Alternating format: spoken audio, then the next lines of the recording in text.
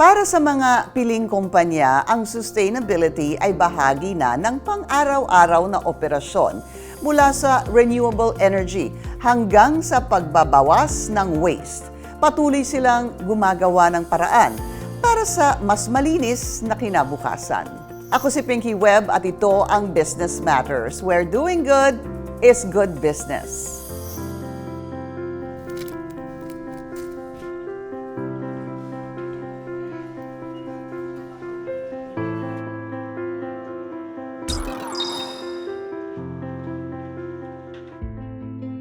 Araw-araw, milyong-milyong plastic packaging ang ginagamit ng mga Pilipino. Ngunit tulad ng iba pang uri ng basura, kung hindi ito maayos na nakokolekta at napapamahalaan ng maayos, at maaaring makadagdag sa pagbara ng mga daluyan ng tubig tulad ng mga estero, kanal at ilog na posibleng maging sanhi ng pagbaha. Ngunit sa pamamagitan ng makabagong teknolohiya at sama-samang pagkilos, may mga inisyatibong nagbibigay ng panibagong halaga sa mga plastic na dati itinuturing lamang na basura. What made you want to work with retail partners this time around? First of all, we know that the plastic waste is a huge problem. Nestle, as the largest food and beverage company, we had to do something about it. And this is the reason we started first with collecting as much plastic as the one we put out in the market. We have changed from plastic straws to paper straws. We have reduced the cling film in our logistics. We have reduced the size of our packaging. So we've done a lot of efforts. Bahagi ito ng pagsisikap ng Nestle na suportahan ang circular economy para sa packaging at pagsunod sa Extended Producer Responsibility o EPR Act of 2022, isang batas na nagtatakda na ang malalaking kumpanya ay may pananagutan sa buong life cycle ng kanilang plastic packaging. Circular economy means looking at the whole value chain, making sure that we are able to design our packaging to be recycled, be able to collect it, and be able to upcycle or recycle it so that we are able to give packaging a second life. Kaya't inilunsad ng multinational food and drink processing conglomerate na ito ang Smart E-Collection Bin, isang reverse vending machine na naglalayong makakolekta ng mga gamit ng plastic sachets upang muling mapakinabangan. Upang maisakatuparan ang programang ito, nakipagtulungan ang kumpanya sa isang sustainable solutions provider. Ang maganda kasi sa kanila ever since na naghahanap na sila ng mga makakapartner para tumulong sa kanila sa pag-handle ng mga plastic packaging na ginagamit nila. And nag-present kami ng isang solution. Doon po nabuo yung idea ng Smart E-Collection Bin. Sa bawat malinis at tuyong sachet na ihuhulog sa Smart E-Collection Bin, nakatatanggap ng puntos ang consumer. Maaaring ipunin ang mga ito at ipalit sa iba't ibang rewards. Ngunit higit sa insentibo, layunin ng programa na hikayatin ang mas maraming Pilipino na makilahok sa responsableng pamamahala ng plastic waste. Alam naman ng mga tao na may problema. Kailangan lang nila is a way, a convenient way for them to do their part. Upang mas maraming mamimili ang makilahok, inilagay ang Smart E-Collection Bins sa mga matataong lokasyon at pangunahing shopping destinations. So ang layunin ng initiative na ito, kaya tayo nag-partner sa ating mga malalaking retailers katulad ng Robinsons, ay para mas maging accessible sa ating consumers and maging parte sila ng solusyon. Mas madali para sa kanila, pagkatapos nilang mamili, pwede nilang dalhin ang kanilang mga used sachets para ito ay aming makolekta at makonvert sa mga usable items and to give this packaging a second life. The good thing is pag meron ka pang brand partnership with manufacturers like Nestle, it becomes more powerful given that they have that leverage in terms of their customer base, si Nestle, and we as retailers can be their location partners. Tulong-tulong kumbaga, hindi lang nag-iisa yung certain institution or certain companies na nag-a-advocate for zero waste. Isa sa mga nakakita ng halaga ng programa ang 60 taong gulang na si Leonardo. Kinausap ko rin po yung mga kapitbahay ko rito. Mag-ipon kayo kako kasi itapon natin. Inaano ko rin sila kasi tayo rin ang babalikan eh. Biruin nyo yung mga basura natin. Ayan na yung epekto, yung baha. Araw-araw, umiikot siya sa kanilang lugar, bumibisita sa mga bahay at maging sa mga laundry shop upang hikayatin ang iba na makiisa sa programa. Bawat sachet ay kanyang nililinis, pinatutuyo at maingat na inihahanda bago ihulog sa e-collection bin. Hindi lamang siya naging aktibong kalahok ng programa, naging inspirasyon din siya sa kanyang mga kapitbahay. At higit sa mga puntos at pagkilala, may mas malaki siyang layunin. Sa totoo lang po, gusto ko po makaipon ng more points. Tapos makakuha ng mga chairs and tables. Yung mga batang nag-aaral, makaipon, makatulong sa mga bata. Hindi nagtatapos sa collection bin ang mga nakokolektang sachet.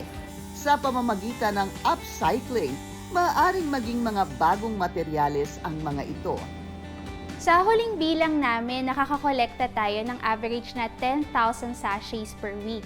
Ang mga nakolekta nating used sachets ay ginagawang mga items tulad ng chairs, tables, at merchandise items. To our consumers, we encourage you to choose good with Nestle. Segregate at home and bring your clean and dry sachets to the nearest Smart E-collection bins.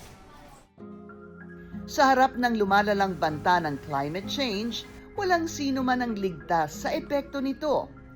Ngunit sa bawat sachet na ating pinipiling ibalik, sa bawat maliit na hakbang na ating ginagawa, nagsisimula ang mas malaking pagbabago. As Nestle, we're doing our part, retailers are doing their part, and we all have to do our part. That will make it faster, that will make it better for the system to work, and probably make a system where we all feel proud that we're giving a second life to the packaging that we utilize every day.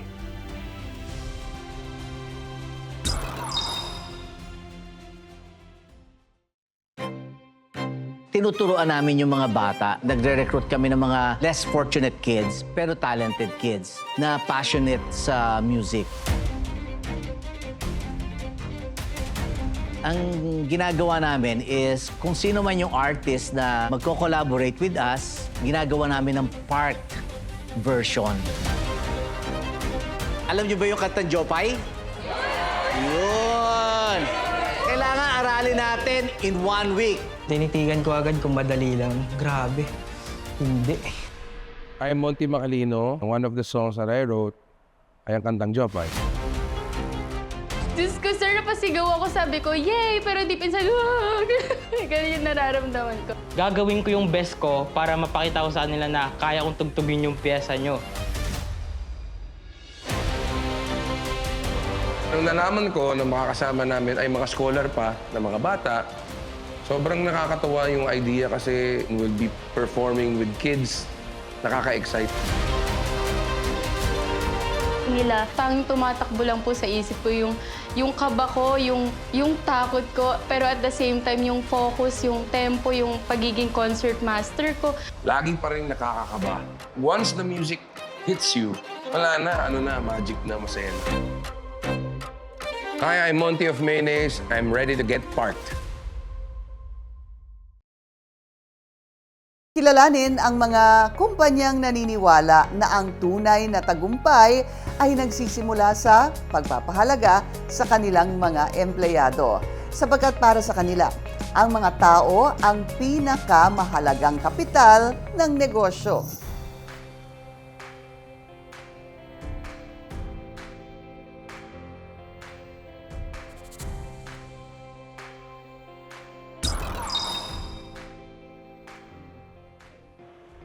May mga trabahong pansamantala at may mga trabahong unti-unting nagiging bahagi ng kwento ng buhay ng isang tao. Dahil minsan hindi lang sahod ang dahilan kung bakit nananatili ang isang empleyado, kundi ang pagkakataong patuloy na matuto at umunlad. For us in Nestle, we believe that the success of our company is the employees that work in the company.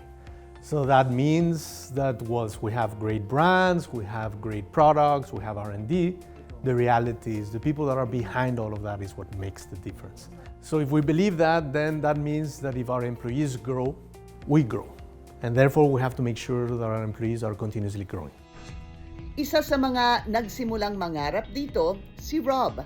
Taong 2011 nang pumasok siya bilang management trainee. Hindi niya akalaing ang unang hakbang na iyon ay magdadala pala sa kanya hanggang Switzerland. 15 years in Nestle, 7 assignments throughout that period. So, ibig sabihin, every 2 to 3 years, may bago. May natutunan ako konsepto noon called creating shared value. The idea na pwedeng paunlarin yung sarili mo, pero meron ka pa rin difference na magagawa sa iba. Pero para kay Rob, ang pag-unlad ay hindi nasusukat sa tagal ng pananatili, kundi sa dami ng pagkakataong matuto. I think yung starting point, respect. Culture din dito, mahilig matuto yung mga tao. Minsan, upo ka lang dyan, magkukwentuhan lang kayo, marami ka na matututunan.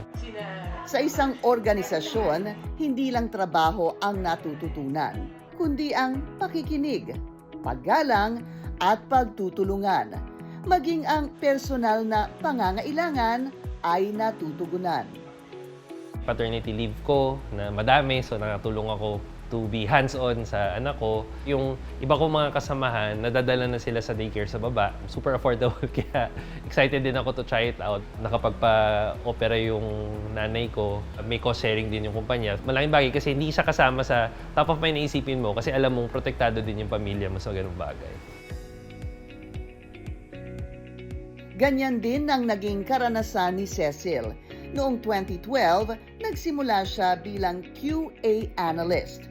Paisa-isang responsibilidad, paisa-isang hakbang, hanggang maging bahagi ng factory leadership team. Nag-start talaga ako from the bottom. So as QA analyst, nakikita ko nagpo-progress talaga yung career ko. Bilang babae na leader dito sa Nestle, very rewarding yung feeling. Pero para sa marami, hindi lang promosyon ang sukatan ng pag-unlad. Kasama rito ang kapanatagan ng pamilya, kalusugan at ang pagkakataong matuto pa sa iba't ibang panig ng mundo. Hindi lang siya dun sa basic salary. Napakaganda nung buong package niya in terms of bonuses, allowances, yung mga medical benefits. Then part ng total rewards program ni Nestle is yung growth and development nga ng mga tao. Just recently this year, na-awardan ako as Technical Leader of the Year. And then just last month, nabigyan din ako ng opportunity. Isa siyang mission na pumunta sa West Africa, sa Ghana. Kapag may malinaw na direksyon, mas nagiging malinaw din ang susunod na hakbang. At habang lumalawak ang oportunidad, mas lumalalim din ang dahilan kung bakit nananatili ang mga tao. We are very proud of the community that we have. As employees, we see how the work is done, how we provide quality products to the consumers, and how we build careers of our fellow employees. The passion, the dedication, and the support that we have in growing our careers, not just personally but also professionally. Very happy ako na nag-start din ako sa bottom. So nakikita ko talaga yung growth and development. Until, yun nga, nakarating na ako dito sa role ko as QA head ng Tanawan Factory. Sabi nga, kapag ang pag-unlad ng tao ang inuuna, mas nagiging matibay ang organisasyon. The average tenure in Nestle is 12 years. So, and if you walk around, you'll meet people that have been here for 20, 25 years. We know that an employee is not only the person that comes to work, so we want to make sure that everything at home is calm. So first thing is health and well-being. We also want to make sure that the employees feel taken care from their family perspective. We make sure that we also support the kids at school. So we really look at the whole thing. Sa huli, ang tunay na pag-unlad ay hindi lamang nasusukat sa promosyon. Ang istorya ni Rob at Cecil ay ilan lamang sa mahigit kumulang 5,000 istorya ng mga pangarap na dahan-dahang inaabot at sa tiwalang unti-unting nabubuo. Dahil kapag piniling palaguin ang bawat tao, mas nagiging makabuluhan ang bawat trabahong ginagawa. At sa bawat produktong dumarating sa hapag ng bawat pamilyang Pilipino, may libo-libong Pilipinong patuloy ring lumalago sa likod ng mga ito.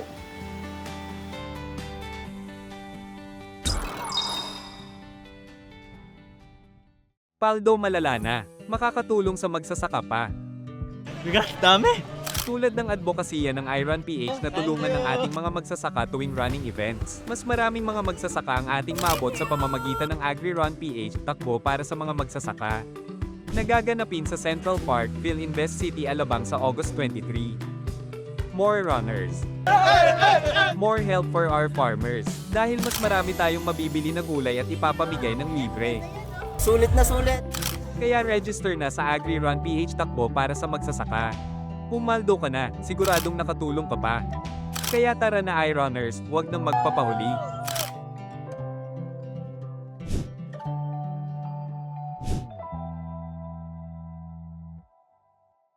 Kapag nagtulungan ang bawat miyembro ng komunidad, anumang hamon ay kayang lampasan sapagkat ang tunay na pag-unlad ay hindi nagsisimula sa iisang individual, kundi sa diwa ng pagkakaisa.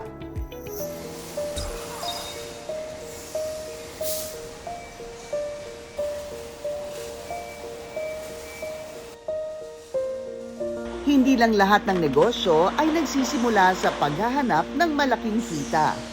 May ilan ding nagsisimula sa paniniwalang ang isang bagay na karaniwan para sa marami ay maaaring buhay para sa iba. At sa bansang hindi lahat ay may access sa ligtas na inuming tubig, may mga taong piniling gawing misyon ang pagbibigay ng malinis na inumin. Ganito palang importansya ng tubig, especially in a third world country where the quality of water, unfortunately, is not really okay. Water is life. You cannot go wrong with water. Mahigit isang dekada na ang nakalipas nang unang pasukin ni Michael ang industriya ng bottled water. Mula sa pagiging distributor ng isang kilalang brand, isa siya sa pinakamalaki rito. Ngunit noong 2020, sa kasagsagan ng pandemya, dumating ang isang pagkakataong maaaring tanggihan ng marami. Fast forward, 5 years later, in 2020, I get a call and had decided to unload the company. They searched for the distributors of that brand, and since my name came out as the biggest one, so they contacted me. That was in the middle of COVID. Businesses were closing down. During COVID, there were only two businesses that were surviving: food and water. We took the leap of faith. We absorbed most of them. We rebranded from Healthy Family. We rebranded to Healthy and Pure. Bagong pangalan, bagong pamunuan, ngunit iisang layunin ang makapaghatid ng dekalidad at ligtas na inuming tubig sa mas maraming Pilipino. Ngunit para kay Michael, hindi rito nagtatapos ang halaga ng tubig.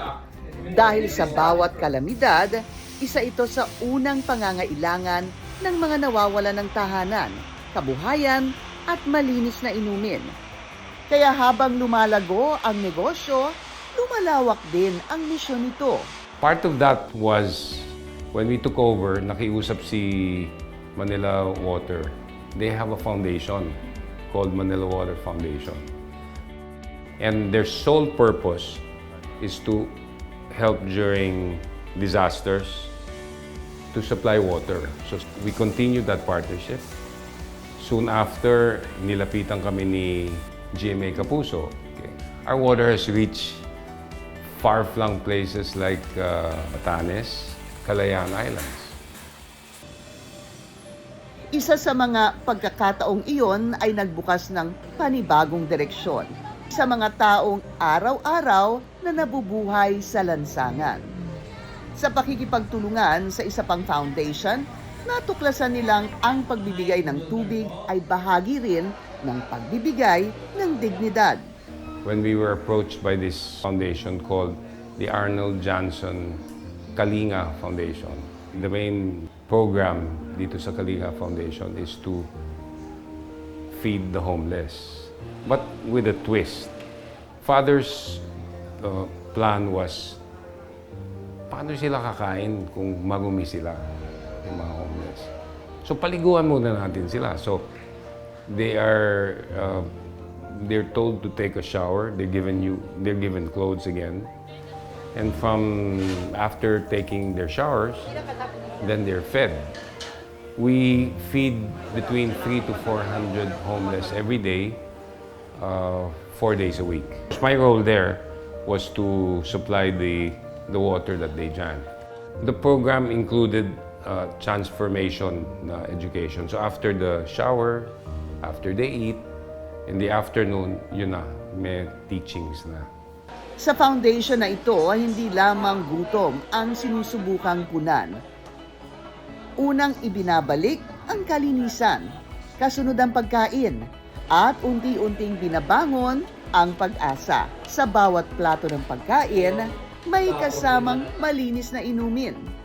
I have access to clean drinking water. Why shouldn't they have the same? So, kung ang habol natin yung pag-aangat ng dangal ng mga nakalugmok sa kalye, yung pag-angat ng dangal, piliin din natin yung mga ibinibigay natin na may dangal. May dangal na kanin, may dangal na ulam, may dangal na serbisyo, may dangal na tubig na ang pangalan ay healthy and pure. Para maging tuloy-tuloy ang pagtulong, kailangan ding maging tuloy-tuloy ang suporta. Kaya mula sa simpleng pagdodonate ng tubig, isinilang ang isang mas pangmatagalang paraan ng pagtulong. So we thought of a novel idea of designing a special bottled water with the name of the foundation. And we called it Tubig Kalinga. For every bottle sold, X amount will be given back by my company to the foundation. This way continuous yung fundraising namin without begging.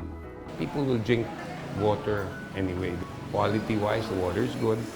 But at least ito, with us as your partners, you're also paying it forward. Maraming salamat po kay Father Flavi, pati sa mga sumusuporta sa Kalinga. Healthy and Pure po, nagpo-provide ng tubig para po sa mga beneficiary na nakakainom po kami ng malinis, na makakasiguradong malinis po na tubig yung iniinom namin dito.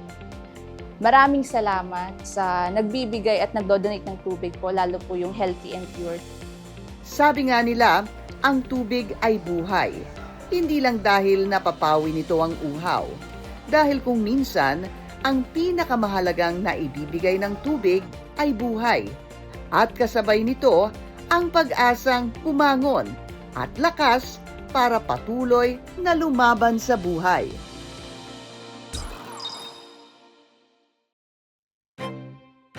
Tinuturuan namin yung mga bata. Nagre-recruit kami ng mga less fortunate kids, pero talented kids na passionate sa music. Ang ginagawa namin is kung sino man yung artist na magko-collaborate with us, ginagawa namin ng park version. Alam niyo ba yung kantang Jopay? Yun! Kailangan aralin natin in 1 week. Tinitigan ko agad kung madali lang. Grabe. Hindi. I am Monty Macalino. One of the songs that I wrote ay ang kantang Jopay. Diyos ko, sir, napasigaw ako. Sabi ko, yay! Pero deep inside, wag! Ganyan yung nararamdaman ko. Gagawin ko yung best ko para mapakita ko sa kanila na kaya kong tugtugin yung piyesa nyo. Nung nalaman ko na makakasama namin ay mga scholar pa na mga bata, sobrang nakakatawa yung idea kasi we'll be performing with kids. Nakaka-excite. Nila, tanging tumatakbo lang po sa isip ko yung kaba ko, yung takot ko, pero at the same time yung focus, yung tempo, yung pagiging concert master ko. Lagi pa rin nakakakaba. Once the music hits you, wala na, magic na, masaya na. Hi, I'm Monty of Mayonnaise. I'm ready to get parked. Paldo malala na, makakatulong sa magsasaka pa. Bigat, dami! Tulad ng advokasya ng iRun PH na tulungan ng ating mga magsasaka tuwing running events, mas maraming mga magsasaka ang ating maabot sa pamamagitan ng AgriRun PH, takbo para sa mga magsasaka. Nagaganapin sa Central Park, PhilInvest City, Alabang sa August 23. More runners. More help for our farmers. Dahil mas marami tayong mabibili na gulay at ipapamigay ng libre. Sulit na sulit! Kaya register na sa AgriRun PH takbo para sa magsasaka. Pumaldo ka na, siguradong nakatulong ka pa. Kaya tara na iRunners, huwag nang magpapahuli.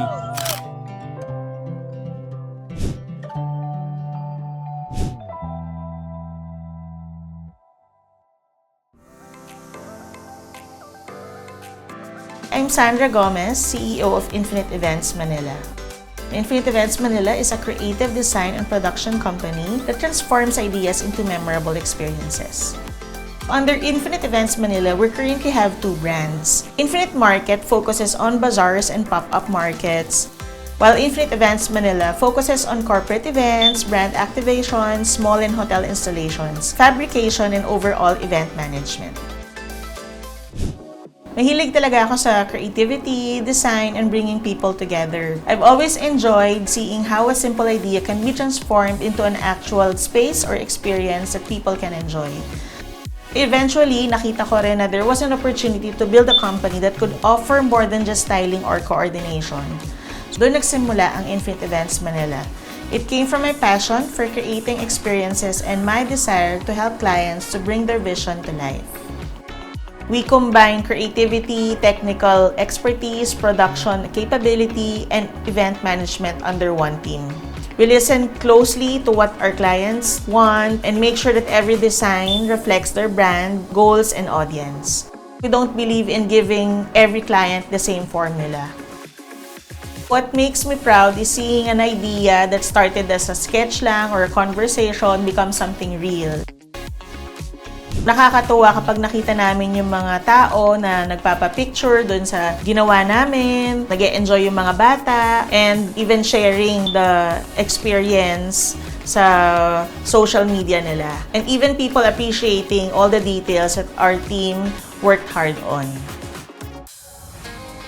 If you're planning an event, or if you have a requirement, design, fabrication, just contact us. You can follow and message us through our official Infinite Events Manila page and Infinite Market page. You may also email us at sandra@infiniteeventsmanila.com.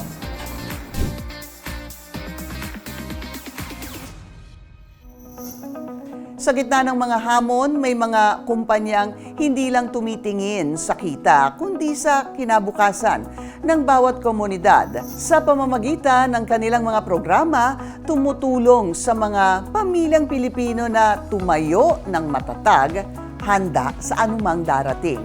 Para sa inyong mga comments, suggestions at updates, do follow us on our social media accounts. Ako po si Pinky Webb at ito ang Business Matters, where doing good is good business.